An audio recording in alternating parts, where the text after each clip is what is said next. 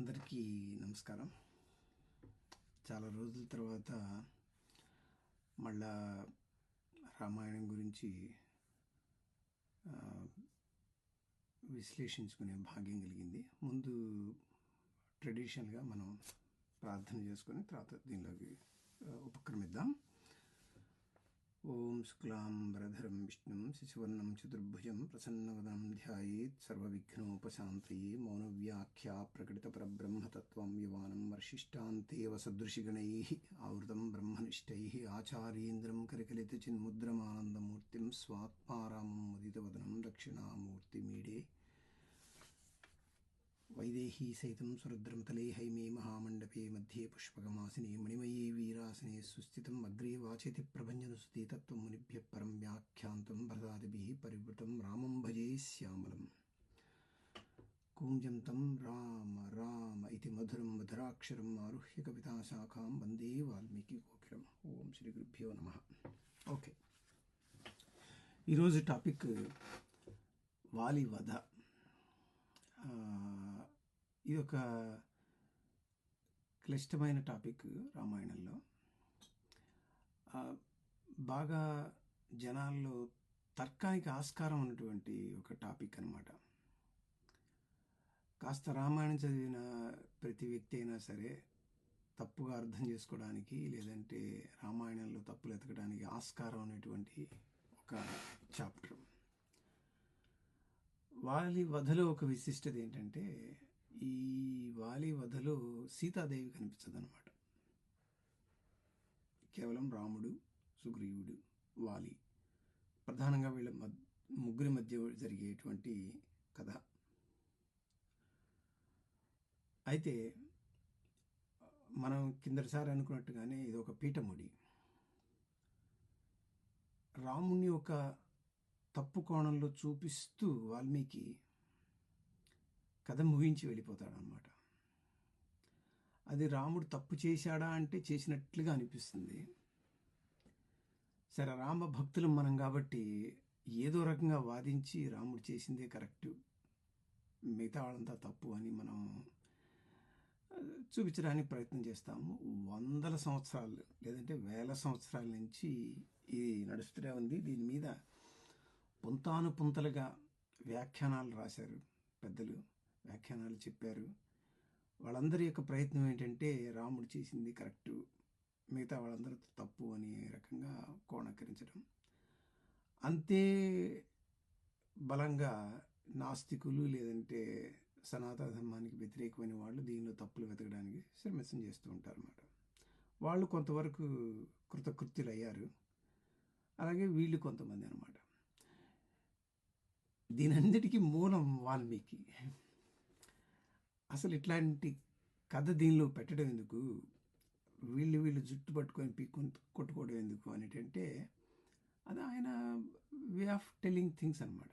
So నువ్వు ఏ స్థాయిలో ఉన్నావు అనే దాన్ని బట్టి నీకు అర్థం స్ఫురిస్తూ ఉంటుంది. సరే, మనం కిందటిసారి అనుకున్నట్టుగా మొదటి 2 ఎపిసోడ్లో ఉన్న రూల్స్ ఇక్కడ అప్లై అవుతాయి అన్నమాట. మనం ఎవరిని కించపరచడం అనేది లేదు. దానిలో ఉన్న తత్వం అర్థం చేసుకోవడానికి మన వల్ల అయితే, లేదంటే రామాయణ కథ విన్నట్టు అవుతుంది, అంతకంటే నష్టం ఏం జరగదనమాట. అది మెయిన్ థింగ్. తర్వాత దీన్ని ఒక లేయర్లో కాకుండా ఒక 3-4 లేయర్స్లో మనం ఇదే కథని రకరకాలుగా కోణాల్లో ఆలోచిస్తే మనకేమన్నా దాని యొక్క సారాంశం అందుతుందేమో ప్రయత్నం చేద్దాం. లేకపోతే కథ చదివినట్టు రామాయణం విన్నట్టు జరుగుతుంది అనమాట, అంతకంటే పెద్ద నష్టం ఏమి ఉండదు అనమాట. కాబట్టి సరే, కథలోకి ప్రవేశిద్దాం. అయితే ముందు కథ టూకీగా ఒక 5 నిమిషాల ముందు కథ టూకీగా చెప్పుకొని తర్వాత మనం దాని విశ్లేషణలోకి వెళ్దాం. రాముడు సీతాదేవిని కోల్పోయిన తర్వాత అడవిలో వెతుకుతూ ఉంటాడనమాట. వెతుకుతూ ఈ పంపానదీ తీరంలోకి వస్తాడనమాట. ఈ పంపానదీ తీరంలోకి రాకబోయే ముందు కదంబుడు అనే ఒక రాక్షసుని సంహరిస్తాడు. వాడు చెప్తాడనమాట, మీరు సుగ్రీవుడి దగ్గరికి వెళ్ళండి, వాళ్ళతో మైత్రి చేయండి, మీకు మంచి జరుగుతుంది అంటాడు. సరే, ఈ పంపానదీ తీరంలో ఆంజనేయ స్వామి తటస్థపడతాడనమాట. ఆంజనేయ స్వామితో మాట్లాడటం, ఆయన మా రాజుగారు ఉన్నారు, మా రాజుగారితో మాట్లాడండి, ఆయన కష్టాల్లో ఉన్నాడు, మీకు సహాయం చేస్తాడు, మీరు ఆయనకి సహాయం చేయొచ్చు అన్న ఉద్దేశంతో వీళ్ళని భుజాల మీద తీసుకొని ఋషిముఖ పర్వతం మీదకి తీసుకువెళ్తాడనమాట. లక్ష్మణ్ణి, రాముణ్ణి, ఆంజనేయ స్వామి. అక్కడ సుగ్రీవుడితో పరిచయం చేయటం, సుగ్రీవుడు వీళ్ళతో మిత్రత్వం చేయటం, అగ్నిసాక్షిగా ప్రమాణం చేసుకోవటం. దానికి రాముడు నీకు ప్రతిఫలంగా నేను మీ అన్నయ్యని చంపేస్తానంటాం. సుగ్రీవుడు దానికి చాలా ఆనందపడటం. వీళ్ళిద్దరూ ఈ లోపల సుగ్రీవుడు సీతాదేవి యొక్క నగల యొక్క ఆనువాళ్ళు చూపించడం, సుగ్రీవుడిని సహాయం రాముడికి చేస్తానంటాం. సుగ్రీవుడిని ముందు పెట్టుకొని రాముడు అరణ్యంలో కిష్కింధ నగరానికి వెళ్ళటం, ఒకసారి దానికి రమ్మంటాం. యుద్ధంలో సుగ్రీవుడు బాగా ఓడిపోవటం, పరిగెత్తుకుంటూ తిరిగి ఇక్కడికి రావటం, రాముడిని మొదట నిందించడం, ఏమయ్యా చంపలేకపోతే ముందే చెప్పాలి కదా, నన్ను వెళ్ళి వాడి చేత దెబ్బలు తినేట్టు చేస్తావే అంటాం. కాదు నేను సరిగ్గా గుర్తుపట్టలేదు, మీరు మీ అన్నయ్య ఒకే రకంగా ఉన్నారు, కాబట్టి ఇంకోసారి వెళ్ళు అని చెప్పి మెడలో ఒక వనమాలి, ఒక తీగ అనుకోండి, ఇది మనం బాగా తీగలు లతలు అల్లుతాయి కదా, అలాంటి ఒక గజపుష్పమాల యొక్క మాల ఒకటి వీని మెడలో వేసి ఎప్పుడు యుద్ధానికి వెళ్ళటం. ఆ యుద్ధంలో రాముడు దూరం నుంచి చెట్టు చాటు నుంచి వాళ్ళ యొక్క హృదయం మీదకి బాణం వేయటం, వాలి కూలిపోవడం, వాళ్ళని నిందించడం, రాముడిని రకరకాలుగా నువ్వు చాలా తప్పు చేశావంటాం. దానికి రాముడు ప్రతిఫలంగా దాని సమాధానాలు చెప్పడం, చివరికి రాముడి యొక్క సమాధానాలతో సంతుష్టుడైనట్లుగా కనిపించడం. తర్వాత తార వచ్చి, వాలి భార్య తార వచ్చి లబోదిబోమంటాం. తర్వాత వాలి చనిపోవడం, వాలి స్థానంలో సుగ్రీవుడిని రాజుగా చేయడం. అక్కడితో ఈ కథ అయిపోతుంది అనమాట. ఇది వాలి వధ అనేది అయిపోతుంది. తర్వాత రాముడు వెనక్కి రావడం, 3 నెలల పాటు ఈ వర్షాకాలం అయ్యేదాకా నేను వెయిట్ చేస్తూ ఉంటాం. తర్వాత అంతా రామాయణ కథ అంతా ముందుకు జరుగుతుంది అనమాట. కాబట్టి వాలి వధ వృత్తాంతం ఇంతవరకు మనం తీసుకుందాం, ఎందుకంటే ఇక ముందుకు వెళ్ళొద్దు. సో దీనిలో ప్రధానంగా ఉండేది ఏంటంటే, మనందరికీ ఇబ్బందికరమైనటువంటి ఏంటంటే, రాముడంతటి పరాక్రమమైన వ్యక్తి అధర్మంగా చెట్టు నుంచి వాళ్ళని కూల్చడం ఎందుకు? ఇది మనకి ఎప్పుడు బాగా ఇబ్బందికరమైనటువంటిది. దానికి ఎంతమంది ఎన్ని రకాలుగా సమాధానం చెప్పినా కానీ తృప్తి కలగదు మనకి. ఏదో మనం నోరు మూసుకుంటాం, సరే బాగానే కరెక్ట్గా అంటాం, కానీ లోపల మనకి కాస్త అసంతృప్తిగా అనిపిస్తుంది అనమాట. సో ఈ మొత్తం వాళ్ళ యొక్క వృత్తాంతాన్ని వాల్మీకి మహర్షి ఎందుకు పెట్టాడు అనేది మనకు ముఖ్యం. రాముడు వెనక నుంచి కొట్టాడా, ముందు నుంచి కొట్టాడా అనే దానికంటే కూడా అసలు ఈ కథ తీసుకురావడానికి వాల్మీకి యొక్క ఉద్దేశం ఏమిటి, దాని నుంచి మనం నేర్చుకోవాలి అనేది అనమాట ఇక్కడ ఇంపార్టెంట్. ఒకటి చూడండి, రామాయణ కాలం నాటికే హిందువులకు చాలా దేవుళ్ళు ఉన్నారు. ఇంద్రుడు, విష్ణువు, శివుడు, చాలామంది దేవుళ్ళు ఉన్నారు. ఇంతమంది దేవుళ్ళలో రాముడు అనే ఒక కొత్త దేవుణ్ణి కూడా చేర్చడం వల్ల సమాజానికి పెద్ద ప్రయోజనం ఉండదు. అప్పటికే చాలామంది దేవుళ్ళు ఉన్నారు కదా. అందువల్ల వాల్మీకి మహర్షి యొక్క ఉద్దేశం ఇంకొక కొత్త దేవుడిని పరిచయం చేయడం కోసం కాదు, అప్పుడు జరుగుతున్న సమాజము, రాబోయే సమాజంలో నైతిక విలువలు ఎలా పెంచాలి, లేదంటే ఒక తాతగా, లేదంటే ఒక ఋషిగా, లేదంటే ఒక తండ్రిగా మంచి మాటలు చెప్పి సమాజాన్ని ఎలా ఉద్ధరించాలన్నదన్నమాట ఆయన ఉద్దేశం. అలా అనుకున్నప్పుడు ఏదో ఒక కథా సారాంశంలో ఉపనిషత్తుల యొక్క, వేదాల యొక్క సారాన్ని కథ రూపంలో ప్రజలకు అందించడంతో వాళ్ళు కాస్త మంచి వాళ్ళు అవుతారు, సమాజం బాగుపడుతుందన్న ఉద్దేశంతో ఈ రామాయణం రాసిందనమాట. కాబట్టి కథలో రాముణ్ణి మనం హీరోగా చేయడం కోసం, లేదంటే ఇంకొక వ్యక్తిని విలన్గా చేయడం వల్ల పెద్ద ప్రయోజనం ఉండదు. అయితే దీని నుంచి సాధారణ మనుషులు, సాధారణ ప్రజానిక ఏమి నేర్చుకోవాలి అనేది అనమాట ఇక్కడ ముఖ్య ఉద్దేశం. ఆ కోణంలో ముందు ఆలోచన చేద్దాం. తర్వాత మీ స్థాయిలో అందుకోగలిగితే పండితుల స్థాయి, తర్వాత జ్యోతిష్య స్థాయి, తర్వాత ఆ స్థాయిలో అవి ఏమైనా దొరుకుతాయేమో చూద్దాం. ఆధ్యాత్మిక స్థాయి, ఇది తత్వ విచారణ కాబట్టి అన్ని స్థాయిల్లో కాస్త ట్రై చేయాలి మనం. ముందు సాధారణ స్థాయిలో, నాలాంటి స్థాయిలో చూసుకోవాలన్నమాట. ఇప్పుడు మళ్ళీ కథ వెనక్కొద్దాం. పంపానది తీరంలో ఆంజనేయ స్వామి కలిసినప్పుడు ఆంజనేయ స్వామి మొదలు చెప్తారన్నమాట. ఓ మా రాజు చాలా ధర్మాత్ముడు, పుణ్యాత్ముడు, ధర్మాత్ముడు. మీరు చూస్తే మీరు చాలా శక్తిశాలిగా ఉన్నారు, మీరు ధర్మాత్ములుగా ఉన్నారు, చాలా మీరు బాగా ఉన్నారు. ఎక్కడి నుంచి వచ్చారు మీరు, ఏమిటి విశేషం అంటారు. ఈ దిక్కుమాల కార్పొరేట్ మీటింగ్లోకి మనం బలవంతాన్ని పిలుస్తారన్నమాట. ఎందుకు వెళ్ళాల్సి వచ్చిందిరా అని చెప్పి మనం దిక్కుమాలి కోటేసుకొని మనం వెళ్తాం. మనం ఇక అక్కడ ఈ బ్యాచ్ ఇట్టా దొరుకుతారన్నమాట.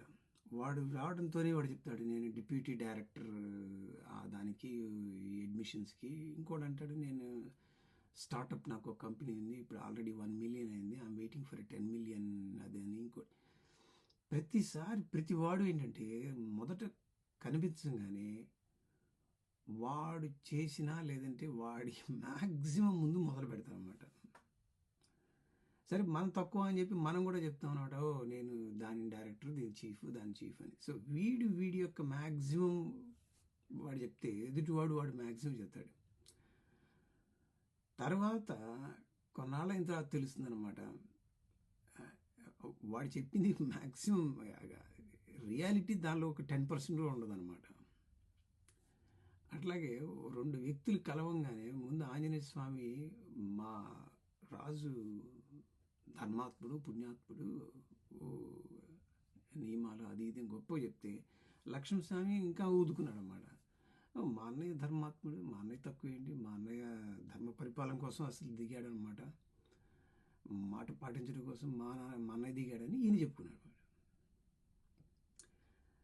సరే ఇద్దరు ఊదుకున్నారు, మెంగోప అంటే మెంగోప అని. సరే రామచంద్రమూర్తిని తీసుకెళ్ళాడు, పరిచయం చేశాడు అన్నమాట.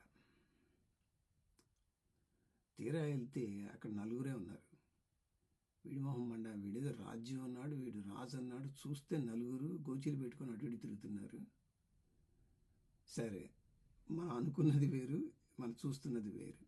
ఏమిటా మీ స్థితి అంటే, నలుగురు అటు ఇటు తిరుగుతున్నారు అన్నమాట. ఏక వస్తువుల్లో అందరికీ ఒక మా అంగానికి ఒక గోచి పెట్టుకుని తిరుగుతున్నారు అన్నమాట. వీళ్ళలో ఒకటి రాజు అంటున్నాడు, ఇంకోటి మంత్రి అంటున్నాడు, ఇంకోటి అంటున్నాడు, ఇంకోటి. నలుగురు అటు ఇటు తిరుగుతున్నారు వీళ్ళు. ఇది సుగ్రీవుడి యొక్క స్థితి. సో సుగ్రీవుడు ఫస్ట్ స్టేట్మెంట్ వేస్తున్నాడు చూడండి. అహం వినికృతో రామ చరామేహ భయార్ధిత హృతా భార్యో వనేతస్త్రో దుర్గమే తదుపాశ్రిత. రామ, నేను భయంతో అడిడి తిరుగుతున్నాను, నా భార్యను అపహరించాడు, లేదంటే నా భార్యను ఎవరో తీసుకెళ్ళిపోయారు. వనేతస్రో దుర్గమే తదుపాశ్రిత, ఈ దుర్గమైనటువంటి అడవిలో నేను ఇక్కడ తిరుగుతున్నాను. ఆ ఎత్తుకెళ్ళిన వాడు ఎవడో కాదు, వాలినో మే మహాభాగ భయార్థాస్యాభయం కురు కర్తుమర్హసి కాకుత్స భయమేన భవేద్యథ. ఎంత తెలివిగా సుగ్రీవుడు రాముడిని ట్రాప్ చేయడం మొదలుపెట్టాడు చూడండి. రాముడికి ఏ మాటలైతే చెవిన పడితే అగ్గి మీద గుగ్గిలంలాగా లేస్తాడో అవే మాటలు తీసుకొచ్చి వేస్తున్నాడు. ఫస్ట్ భయార్తిత, నాకు చాలా భయంగా ఉంది, అందువల్ల నాకు అభయం కురు, నేను నీకు దాసుడిని, దాసుడని కూడా కాదు శనార్థుని, నాకు అభయం ఇవ్వి అన్నాడు. కర్తుమర్హసి, I'm eligible to get refuge in you ఓ కాకుత్స.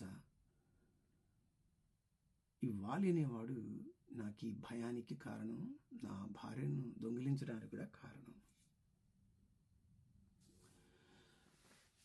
ఎప్పుడైతే రాజు ఒకడు భయంతో శరణు శరణు రాజా శరణు శరణు అభయం అన్నాడు, అభయం ఇవ్వలేకపోవడం రాముడికి నామర్ద. ఒక క్షత్రియుడిగా అభయం ఇవ్వకపోవడం రాముడికి నామర్ద. అందువల్ల అభయం ఇచ్చేబట్టు అభయాన్ని ఇచ్చేశాడు. Okay, don't worry, you are protected. అభయం ఇచ్చావన్నావు కదా, నెక్స్ట్ తెలివిగా ఆంజనేయ స్వామి ఏం చేస్తాడంటే, మీ ఇద్దరు ఒకే స్థితిలో ఉన్నారు, నీకు భార్య పోయింది, నీకు రాజ్యం పోయింది, మా ప్రభువుకి రాజ్యం పోయింది, భార్య పోయింది, కాబట్టి సమస్థాయిలో ఉన్నారు, కాబట్టి మీరిద్దరు ఫ్రెండ్స్, మీ ఇద్దరు ఫ్రెండ్షిప్ చేసుకోవడానికి ఎలిజిబుల్ బాగుంటుందని ఆంజనేయ స్వామి ఒక క్లాజ్ వేశాడనమాట. ఎప్పుడైతే రాముడు మెత్తబడ్డాడో వెంటనే అక్కడ ఒక అగ్నిని ప్రజ్వలించి, ఆ అగ్ని సాక్షిగా మీరిద్దరు ఫ్రెండ్షిప్ చేయండి, బాగుంటుంది, ప్రతిజ్ఞ చేసుకుంటే బాగుంటుంది. రాముడు ఆలోచించడానికి కూడా టైం లేదు. సరే ఫ్రెండ్షిప్పే అన్నాడుగా, ఏముంది, సరే ఫ్రెండ్షిప్ చేద్దాంలే. ఓకే, ఫ్రెండ్షిప్ చేయగానే ఒకే వీళ్ళకి చైర్లు కూడా లేవు కదా, ఒకే దొంగ మీద వీళ్ళిద్దరిని కూర్చోబెట్టారు అనమాట. అంటే మీ ఇద్దరు సమస్థాయి అని. ఇది ఎట్లా ఉంటుందంటే జాగ్రత్తగా ఆలోచించండి. బంగ్లాదేశ్ నుండి రోహింగ్యాస్ వచ్చారు. వాడు బంగ్లాదేశ్లో చేరినప్పుడు, అయ్యా అక్కడ మమ్మల్ని మయన్మార్లో బుద్ధులు మమ్మల్ని చంపుతున్నాడు అన్నాడు. అక్రమంగా లోపల జొరబడ్డాడు. జొరబడంగానే Aadhaar card, BC SC ST reservation ఇవ్వాలి మాకు, లేదంటే మా మీద దెబ్బ పడిందంటే అట్రాసిటీ యాక్ట్ పెడతాం అకార్డింగ్ టు ఇండియన్ కాన్స్టిట్యూషన్. 5 నిమిషాల ముందు సుగ్రీవుడు ఏమన్నాడు, అభయం ఇవ్వమన్నాడు. 5 నిమిషాలు అయిన తర్వాత మన ఇద్దరం స్నేహితులు అన్నాడు.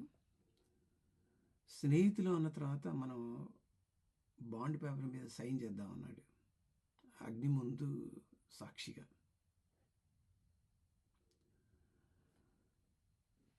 ఇప్పుడు రాముడు ఏమయ్యాడు, రాముడికి విషయం అర్థమైంది.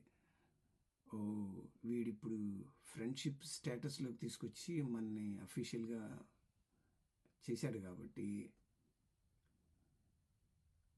మనం వీడికి ఏదైనా చేసి inevitable we have to give any help to him. అందువల్ల రాముడు అప్పుడు తేరుకొని స్టేట్మెంట్ ఇస్తున్నాడు అన్నమాట. ఆయన ఉపకార ఫలం మిత్రం వివతం మే మహాకపే వాలినంతం వధిష్యామి తవ భార్యాపహారిణం. చాలా గంభీరంగా రాముడు వేశాడన్నమాట పదం. ఉపకార ఫలం మిత్రం, ఫ్రెండ్షిప్ అంటే దానికి ఉపకారం అనేది ఇన్ఎవిటబుల్. నువ్వు ఫ్రెండ్షిప్ అన్నావు కాబట్టి నీకు సహాయం చేయాల్సిందే, అది రూల్. వివితం మే మహాకపే, this already I know, this is established rule, ఈ రూల్ నాకు బాగా తెలుసు. అందువల్ల వాలినంతం వధిష్యామి. ఓకే, నువ్వు వాలిని వల్ల నీకు భయం ఉందని కదా నువ్వు గొడవ పెడుతుంది, ఆ వాలిని నేను చంపేస్తాను. రెండో క్లాజ్ ఏం వేసావు నువ్వు, హృత భార్య అన్నావు కదా, భార్యని ఎత్తుకెళ్ళిపోయాడు, భార్యని అపహరించాడు అన్నావు కదా, ఆ తవ భార్యాపహారిణం, ఆ భార్యని అపహరించిన వాడిని నేను చంపేస్తాను. అందువల్ల నీకు నీ భార్య నీకు తిరిగి వచ్చేస్తుంది, నీకు భయం పోతుంది. ఈ 2 క్వశ్చన్లకి, ఈ 2 రిక్వెస్ట్లు నువ్వు అడిగావు, ఆ 2 రిక్వెస్ట్లకి నేను చేసి పెడతా అన్నాడు. అనగానే వీడు జనరల్గా మామూలుగా అయితే ఏంటంటే, మనం ఒకసారి జల్లుమంటుందంట, అయ్యో మా అన్నయ్యని చంపమని నేను అడగలేదు, మా అన్నయ్య వల్ల భయం ఉంది, నా భార్యని ఎత్తుకెళ్ళాడన్నావు కాబట్టి బహుశా ఏమన్నా మా ఇద్దరిని పిలిచి సయోధ్యతగా మా అన్నయ్యని పిలిచి ఇద్దరిని కూర్చోబెట్టి కాస్త మాట్లాడించి, అబ్బాయి తప్పురా, నువ్వు తమ్ముడి భార్య దగ్గర పెట్టి తీసుకెళ్ళి కాజేయటండి, తిరిగి ఇచ్చేసేవాడికి, అట్లా వాడిని కొట్టమాక, వాడు భయపడుతున్నాడు మీ వాడు, అదే ఏదైనా సయోధ్యత కుదిరించాలి కదా. ఇది పెద్దవాళ్ళైనా మనమైనా మన ఇంటికి ఎవరన్నా వచ్చి ఏమన్నా అయ్యా మా అన్నయ్యతో గొడవ ఉందంటే వేసేస్తాను రాత్రికి, వాడి తలకాయ బాగొట్టేస్తాను అంటాము మనం. మనం పిలిచి మాట్లాడదాం, ఏమైంది ఏంటి విశేషం, ఎందుకు అట్లా భయపడతావు, ఏం పర్వాలేదు. మరీ అంతగా మన మాట వినబోతే ఇక సరే, ఇక అప్పుడు కత్తులు కొడవళ్ళు ఉన్నాయి కదా, అవి తర్వాత చూద్దాం. ముందు ఒకసారి పిలిచి మాట్లాడదాం అంటాం కదా మనం. ఎప్పుడైతే రాముడు ఒక్కసారి వాలితం వధిష్యామి తమ భార్యాపహారిణం అన్నాడు, మనం అనుకున్న దానికి విచిత్రంగా తద్వచనం శ్రుత్వా రాఘవస్యాత్మనోహితం సుగ్రీవ పరమప్రీత సుమహాద్వాక్యమబ్రవీత్. ఒక్కసారి వాడు అమ్మయ్య అని పెద్దగా వాడు పరమప్రీతి అయిపోయాట, అన్నయ్యని చంపేస్తాను అనగానే. అన్న తర్వాత ఈ యొక్క స్టేట్మెంట్ చూడండి వాడేసేది, సుగ్రీవుడేసేది. తవ ప్రసాదేన నృసింహవీర ప్రియాంచ రాజ్యంచ సమాప్నుయామహం. ఓ రామచంద్ర, నువ్వు అలాగే చెయ్యి. దీనివల్ల నేను ప్రియాంచ నా భార్యని, రాజ్యంచ రాజ్యాన్ని కూడా, సమాప్నుయామహం. అరే ఒక్క నిమిషం ముందు నువ్వేమన్నా మా అన్నయ్య వల్ల భయము నా భార్యని ఎత్తుకెళ్ళిపోయావు అన్నావు కదా, తీరా పేపర్ సైన్ చేసిన తర్వాత స్టేట్మెంట్ మార్చేస్తున్నా అనమాట. నువ్వు అలా చేయటం వల్ల నా భార్య నాకు తిరిగి వస్తుంది, ఆ రాజ్యం కూడా నాకు వచ్చేస్తుంది. తదా కురుత్వం నరదేవ వైరీణాం యథాన హింసద్య రిపు మమాగ్రజం. తదా కురు, you just do like that. వాడు వైరీణం, వాడు నా శత్రువాడు. రిపు మామగ్రజం, నా అన్నయ్య నాకు పెద్ద శత్రువు, అందువల్ల వాడిని వేసేసేయి. దానివల్ల నాకు నా భార్యతో పాటు నాకు రాజ్యం కూడా వస్తుంది అన్నాడు. ఇది రాముడికి, లేదంటే రాముడి ప్లేస్లో ఉన్న మనకి సర్ప్రైజ్. అరే మనం వాడికి అభయం ఇద్దాం అనుకున్నాము, ఈ అభయం ఇద్దాం అనుకున్న స్థితిలో వీడైనా ముందు ఫ్రెండ్షిప్గా మార్చాడు స్టేట్మెంట్, ఇప్పుడు దాంతోపాటు రాజ్యం కూడా రావాలంటున్నాడు అని రాముడు సరే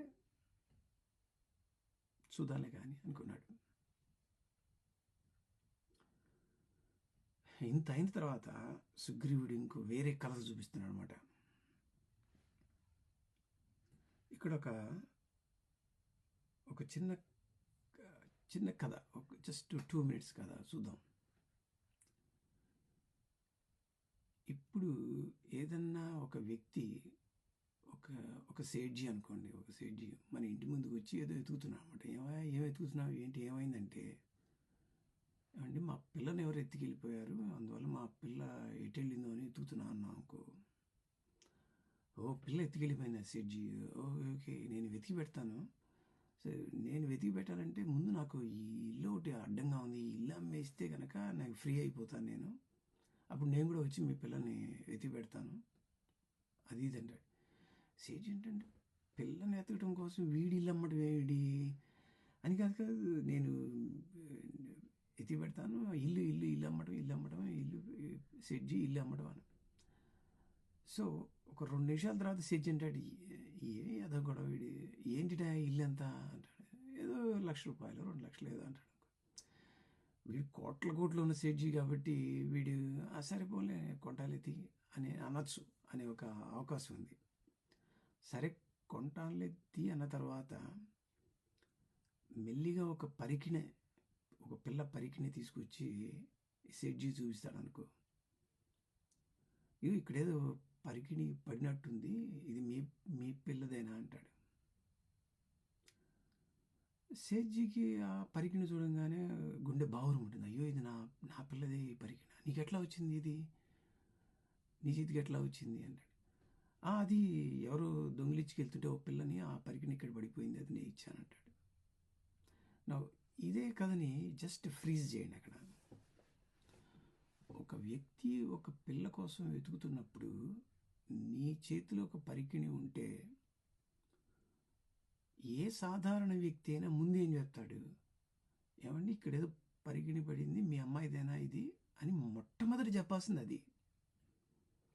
ఈ ఇల్లు వెధవ గొడవ అన్నది తర్వాత ఎప్పుడన్నా అవసరమైతే. ఒక వ్యక్తి కష్టంలో ఉన్నప్పుడు ఆ కష్టాన్ని అడ్రస్ చేయాలి, కానీ ఆ కష్టాన్ని వాడుకోవడం అనేది నీ స్థాయిని చెప్తుందన్నమాట.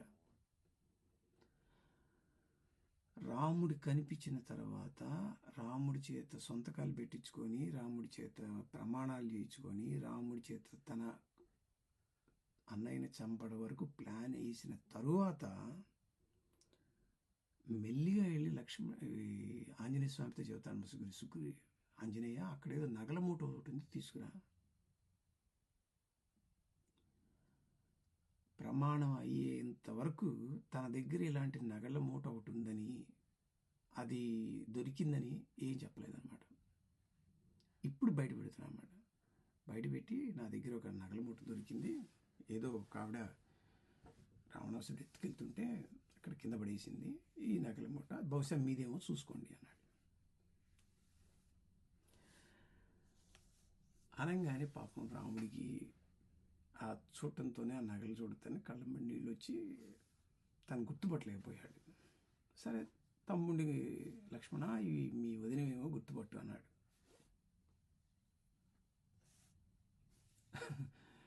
అన్నప్పుడు ఇక్కడ ఒక సెలబ్రేటెడ్ పద్యం ఒకటి ఉందన్నమాట. పద్యం చదువుతాను. ఏవ ముక్త సహా తు రామేణ లక్ష్మణేన వాక్యమిదమబ్రవీత్ న అహం జానామి కేయూరేణ నహం జానామి కుండలే నపూరేతు అభిజానామి నిత్యం పాదాభివందనం. ఇది చాలా ఫేమస్ పద్యం. ప్రతి చోట లక్ష్మణుడి యొక్క వ్యక్తిత్వాన్ని ప్రదర్శించేటటువంటి ఒక పద్యం. అయితే ప్రాబ్లం ఏమొచ్చిందంటే, ఈ పద్యం అన్ని పుస్తకాల్లో లేదు. మనం ఫాలో అయ్యే గోరఖ్పూర్ వాళ్ళ పుస్తకంలో ఉంది. అయితే తంజావూరు కాపీలో కానీ లేదంటే ఈస్టర్న్ కాపీలో కానీ ఈ పద్యం లేదు అని పెద్దల యొక్క తర్కం ఏంటంటే, ఇది రామాయణంలో ఉన్నది అని కొంతమంది, లేదు రామాయణంలో కొత్తగా చేర్చారు అనేటువంటి ఒక విధానం. మళ్ళీ దీనిలో కొంతమంది దాని యొక్క గ్రామరు, దాని యొక్క పోకడాది చూసి ఇది వాల్మీకి రాసినట్టుగా లేదు అనేది ఒక వాదన. సరే, ఏదైతే ఏమి, ఈ పద్యంలో ఉద్దేశం ఏంటంటే, అన్నయ్య నేను కేయూరాణి, తర్వాత ఈ చెవులు పెట్టుకునే కుండలాలు, భుజాలకు ఉండేవి, ఇవన్నీ నాకేం తెలియవు, నాకు ఇవన్నీ. కానీ కాళ్ళకు పట్టుకునే పట్టాలు మాత్రం నాకు బాగా తెలుసు. ఎందుకంటే నిత్యం అభిజానామి నిత్యం పాదాభివందనం, నేను నిత్యం కాళ్ళకు దండం పెడుతుంటాను కాబట్టి అవి నాకు తెలుసు అని లక్ష్మణుడు అంత మర్యాద కలిగిన వాడుగా చిత్రీకరించే ఒక పద్యం అన్నమాట ఇది. అయితే పద్యం ఉంది అనుకుందాం కాసేపు, తప్పే ఉంది. ఎందుకంటే ఈవిడ అనసూయ జ్యువెలర్స్లో 4 రోజుల కిందే కొన్నదనమాట సీతాదేవి. 4 రోజుల క్రితం అనసూయ తన యొక్క విలువైనటువంటి వజ్రాలతో పొదిగినటువంటి రకరకాల ఆభరణాలు ఇచ్చింది ఆవిడ వేసుకుంది. 4 రోజులు అవ్వగానే అవన్నీ ఊడదీసి అక్కడ పడేసి వెళ్ళిపోయింది ఆవిడ. మీరు ఇదే సుందరాకాండలో చూసుకుంటే అక్కడ కూడా సీతాదేవి కొన్ని ఆభరణాలు చెట్టుకు తగిలిచిందనమాట. మన ఎంఎస్ రామారావు గారి సుందరాకాండ వింటుంటే చాలా బాగా పాడతాడనమాట ఆయన. పతి చెంతలేని సతికేలయని సీత తగిల్చే శాఖల మణిమయ కాంచిన కర్ణవేష్టములు మరకత మాణిక్య చంపసరాలు రత్న ఖచ్చితమో హస్తభూషలు నవరత్నాంకిత మణిహారములు రాముడు తెలిపిన గుర్తులు కలిగిన ఆభరణములు గుర్తించే మారుతి అని చాలా బాగా పాడతాడనమాట ఆయన. అక్కడ వర్ణన చూడండి, అక్కడ సీతాదేవి చెట్టుకు కట్టినటువంటి ఆభరణాలు ఎలా ఉన్నాయంటేట, ఈ సాధారణ వ్యక్తులు ఎప్పుడు చేతికి వాచి వేసుకునేవాడు ఓ రోజు వాచి వేసుకోలేదు అనుకోండి, అక్కడ మచ్చలాగా పడుతుంది అనమాట. ఇది వాడినటువంటి మచ్చ. అలాగే ఆవిడ ఎప్పుడూ ధరించేటువంటి ఆభరణాలు తీసి అక్కడ పెట్టినప్పుడు కరెక్ట్గా ఆభరణాలు తీసి మళ్ళీ ఆవిడ మీద పెడితే కరెక్ట్గా అవి సరిపోతున్నాయి అనమాట. అందువల్ల ఆంజనేయ స్వామి అనుకున్నాడు ఏంటంటే, ఈ చెట్టు కట్టిన ఆభరణాలు ఈవిడివే, ఏదో రాక్షసు అక్కడ కట్టినట్టుగా లేదు, ఎందుకంటే ఆభరణాలు కరెక్ట్గా ఆవిడ సరిపోతాయి. ఒకటి, రాముడు తెలిపిన గురుతులు కలిగిన, రాముడు ఏవైతే గుర్తులు చెప్పాడో అలాంటివన్నీ అవే సరిగ్గా సరిపోతున్నాయి అన్నమాట అక్కడ. అంతేగాని ఈ అనసూయ జ్యువెలర్స్లో రాముడు పెద్దగా గుర్తుపట్ల, నెల రోజులే కదా అయింది, అందువల్ల ఈయన గుర్తుపట్టలేకపోయాడు. కళ్ళల్లో నీళ్లు తిరిగినాయి, అందువల్ల గుర్తుపట్టలేని అన్నాడు. కానీ కాసేపు అయిన తర్వాత కళ్ళు తుడుచుకుంటే ఆభరణ ఆవిడకు కావు ఈజీగా తెలిసిపోతాయి కదా. అక్కడ పాయింట్ అది కాదనమాట. ఎందుకంటే అక్కడ విశేషమైన పాయింట్ నేను అనుకోవడం ఏంటంటే,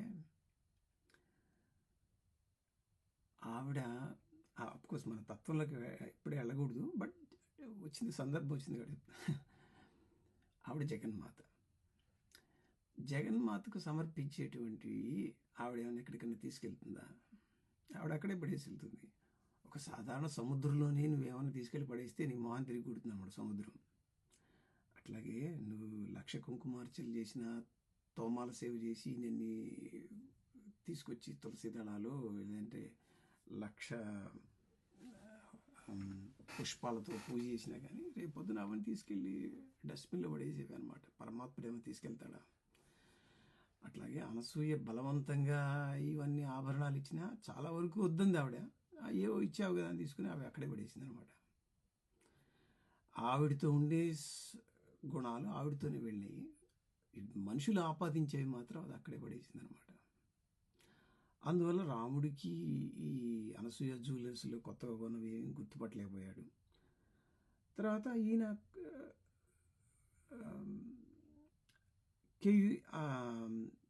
నిత్యం పాదాభివందనం, ఈ కాళ్ళకుండే పట్టాలు మాత్రం నేను ఈయన గుర్తుపడుతున్నాను అన్నాడు. ఇంకోటి చూడండి, కాళ్ళకు సరే మనం ఎక్కువగా దాంట్లో రుద్దద్దు, ఇవన్నీ తీసి ఒక చీరలో కట్టి కదా పడేసింది. ఆ చీర గుర్తులేదా? ఈవిడ కొత్త బ్యాగ్ ఏం తీసుకెళ్ళింది ఏం కాదు, హ్యాండ్ బ్యాగ్, గూచీ బ్యాగ్. కాబట్టి మిగతావి గుర్తుపట్టకపోయినా అక్కడ ఉండే చీర గుర్తుపట్టలేరా? చీర పీసు. ఇక్కడ విషయం ఏంటంటే, లక్ష్మణుడి యొక్క ఔన్నత్యాన్ని పెంచడం కోసం ఆవిడ ముఖం కన్నెత్తైనా చూడలేదు అని ప్రస్తావించడం కోసం ఈ పద్యం పెట్టబడింది. ఇదే అయితే కనుక నెల రోజుల ముందు ఆవిడ్ని చెడమడ తిట్టాడనమాట లక్ష్మణుడు. ఇప్పుడు రాముడి దగ్గరికి వెళ్ళి ఇక్కడ నువ్వు ఉండొద్దు అంటే కనుక నీ కర్మ నువ్వు అనుభవించు, నన్ను బలవంతంగా నెడుతున్నావు అది ఇది అని చెప్పి తిట్టాడనమాట. కాబట్టి ఈ ప్రాబ్లం ఎక్కడొస్తుందంటే, ఈ చెప్పాల్సింది ఏంటంటే, మనం వాల్మీకి చెప్పనటువంటి విషయాన్ని చొప్పించడానికి కనుక మనం ప్రయత్నం చేస్తే అది ఇట్లా బెడిసి కొడుతుంది అనమాట. అసందర్భంగా అది కరెక్ట్గా ఇరుక్కోదు, సరిపడదు అనమాట. ఇప్పుడు లక్ష్మణ్ యొక్క క్యారెక్టర్ని మనం ఎలివేట్ చేయాలి అని మనం ట్రై చేస్తే కనుక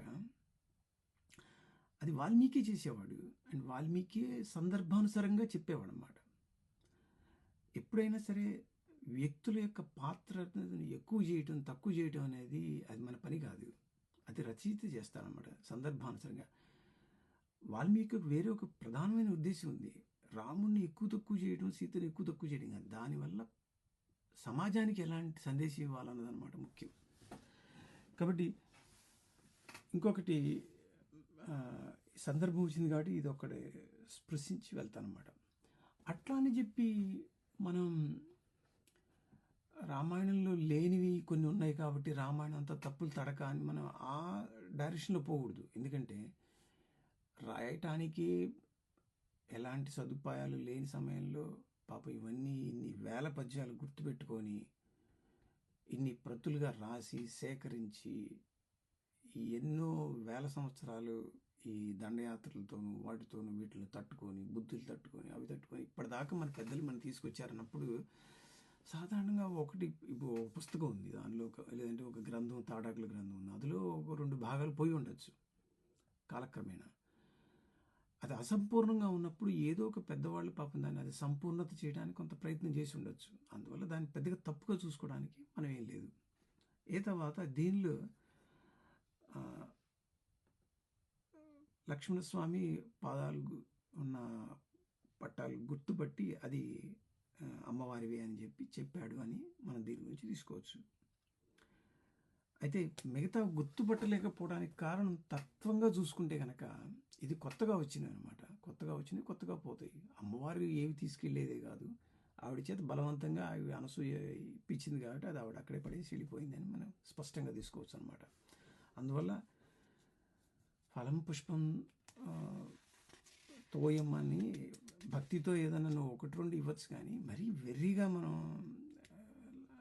1,00,000 పూలతో తీసుకొస్తానని చెప్పి పోయి 1,00,000 సన్నరాజులు కావాలి, 1,00,000 సంపెంగలు కావాలి, 1,00,000 తామర పూలు కావాలి అని చెప్పి మనం వేసుకొస్తే కనుక ఆవిడన్నీ అక్కడే పడేసి వెళ్ళిపోతుంది అనమాట. నీ భక్తి ఏమైనా ఉంటే తీసుకెళ్తుంది, లేదంటే అవన్నీ అక్కడే ఉంటాయి అన్నమాట. అది జాగ్రత్త. సరే, గుర్తుపట్టాడు. రాముడికి కాస్త చివుక్కుమని ఉంటుంది మనసు. ఎరా యధవా, ఇది ముందు నేను వెతుక్కున్నప్పుడే నువ్వు నాకు చూపించాల్సింది. నువ్వు తెలియగా నన్ను ట్రాప్ చేసి సైన్లు అవి ఇవి చేయించుకున్న తర్వాత అసలు విషయానికి వస్తున్నావు అని మనస్సులో రాముడు అనుకొని ఉండవచ్చు. వాల్మీకి చెప్పలేదు. వీడు సుగ్రీవుడు ఇంకో స్టెప్ కింద దిగుతాడనమాట. ఇది చూపించావు అని చెప్పి నాకు రావణాసుడి గురించి నాకేం తెలీదు. నజానయమి నిలయం తస్య సర్వదా పాపరక్షస సామర్థ్యం విక్రమం వాపి దౌష్కల్యో యస్య కులం. ఏవో రావణాసుడు ఎత్తుకెళ్ళాడని చెప్పి నేను అనవసరంగా నన్ను ప్రెషర్ చేయొద్దు. నాకు రావణాసుడి గురించి అసలు తెలియదు.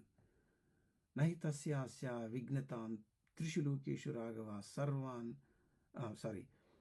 నజామే నిలయం తస్య సర్వదా పాపరక్షస. సామర్థ్యం, వాడు ఎలాంటి పవర్ఫుల్ వాడో, విక్రమం, వాడికి ఎలాంటి ధైర్య సాహసాలు ఉన్నాయో, దౌష్కల్యం, ఎలాంటి కష్టమైన పనులు వాడు చేయగలడు, యస్య కులం, వాడు ఏ కులం వాడో కూడా అసలు నాకు ఏమీ తెలియదు. నాకు మ్యాక్సిమం నేను సహాయం చేయమంటే వెతికి పెట్టడానికి అయితే వెతికి చేస్తావు, కాబట్టి మిగతా విషయాలు మాత్రం నాకేం తెలియవు.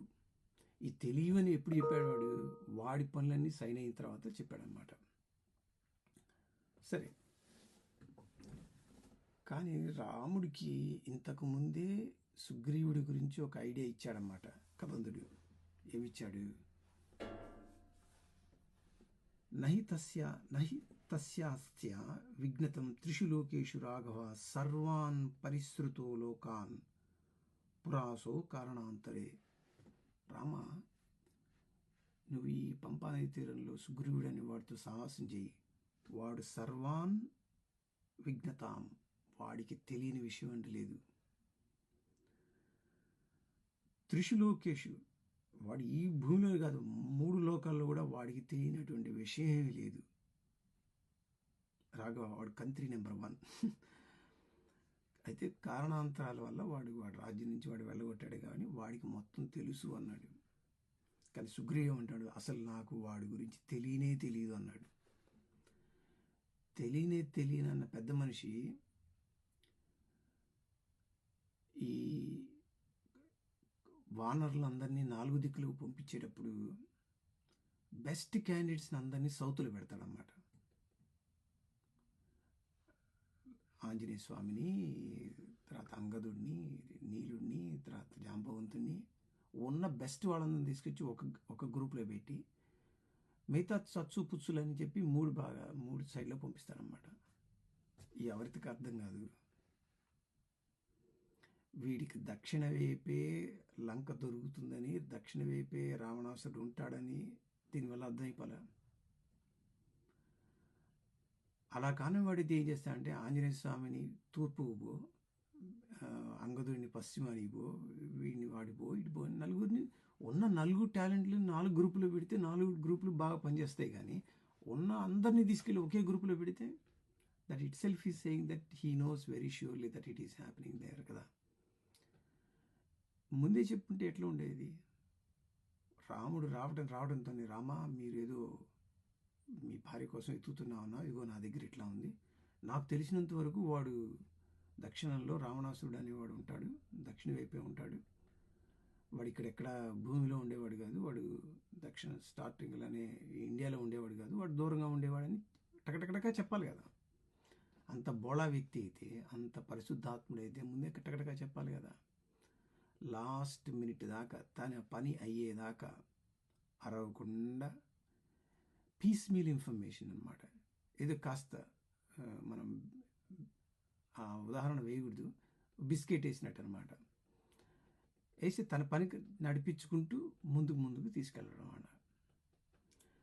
ఇలాంటి వాడు వీడు ఈ సుగ్రీవుడు.